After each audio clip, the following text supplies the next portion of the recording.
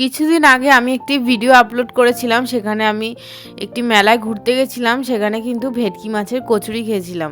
আমার কিন্তু খেয়ে খুব একটা ভালো লাগেনি, কারণ মাছের গন্ধ পায়নি আর মাছের পুড়ে একদমই ঠাসা ছিল না।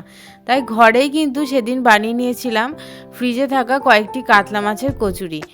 কাতলা মাছগুলো প্রথমে নুন আর পাতিলেবুর রস দিয়ে সিদ্ধ করে নিয়েছিলাম। পাতিলেবু কিন্তু এখানে বেশি ব্যবহার করিনি, কারণ মাছের যে আষ্টে গন্ধ সেটুকু দূর করলেই হবে, সেই জন্য আমি পাতিলেবুর রসটা ব্যবহার করেছি।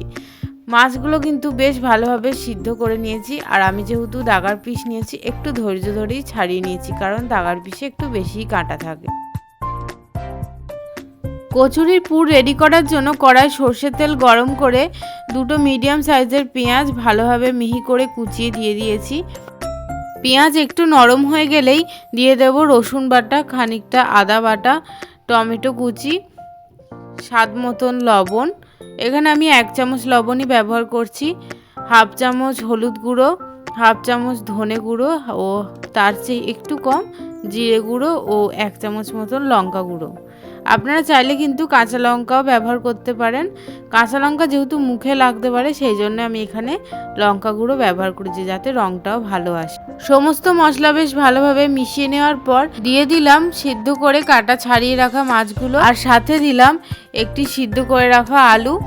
এখানে কিন্তু আলুটা আমি সিদ্ধ করার পর একটু হাত দিয়ে ভেঙে নিয়েছি।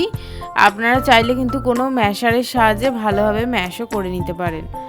এবার একটু ধৈর্য ধরে সমস্ত মশলার সাথে মাছ ও আলু সিদ্ধটাকে ভালোভাবে মিশিয়ে নিতে হবে, যাতে কোনো মশলার কাঁচা গন্ধ না ছাড়ে, অথচ মাছের যে ফ্লেভার সেটা কিন্তু ধীরে ধীরে বের হতে শুরু করে। বেশ ভালোভাবে নাড়াচাড়া করার পর আমি 10 মিনিট মতন ঢাকা চাপা দিয়ে রেখে দিয়েছিলাম। 10 মিনিট ঢাকা চাপা দিয়ে রেখে দেওয়ার পর মশলা ভালোভাবে মজে যাওয়ার জন্য মাছের যে সুন্দর গন্ধ সেটাও কিন্তু বেরোতে শুরু করে দেবে। এবং সবশেষে ব্যবহার করলাম গরম মশলা গুঁড়ো হাফ চামচ ও সামান্য একটু চিনি আর ভাজা মশলা। ভাজা মশলায় কিন্তু গোটা জিরে, শুকনো লঙ্কা ও ধনে শুকনো খোলায় নেড়ে গুঁড়ো করে রেখে দিয়েছিলাম। সেটাই দিয়ে 5 মিনিট মতো নেড়েই কিন্তু পুর ঠান্ডা হওয়ার জন্য রেখে দেবো।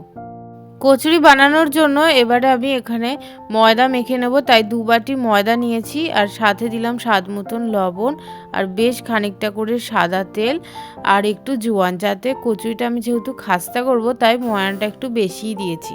সমস্ত কিছু ভালোভাবে মেখে একটা ময়দার ডো তৈরি করে লেচি কেটে নিয়েছি। এবার লেচিগুলোকে একটা সুন্দর খোল বানিয়ে নেব, আর খোলের মধ্যে দিয়ে দেবো ঠান্ডা করে রাখা মাছের পুরটা। পুরটা দিয়ে ভালোভাবে লেচির মুখটা বন্ধ করে দেবো, যাতে ফেটে বেরিয়ে না আসে। পুর ভরা লেচিগুলোকে এবার সাদা তেল দিয়ে ভালোভাবে বেলে নেব। আমি যেহেতু খাস্তা করব কচুরিগুলো, সেই জন্য একটু মোটা করেই বেলেছি, আপনারা চাইলে পাতলা করেও বেলতে পারেন। এবার কড়াই সাদা তেল গরম করে নিয়ে এক এক করে বেলে রাখা লুচিগুলোকে ভালোভাবে ভেজে নেব। ঠিক এইভাবে লাল করে ভেজে নিলেই কিন্তু মাছের কচুরি সম্পূর্ণ রেডি।